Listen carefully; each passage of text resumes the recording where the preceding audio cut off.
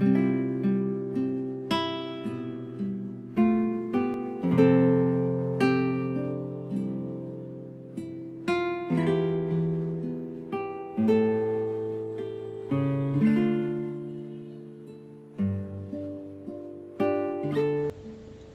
mabuting balita ng Panginoon ayon kay San Lucas.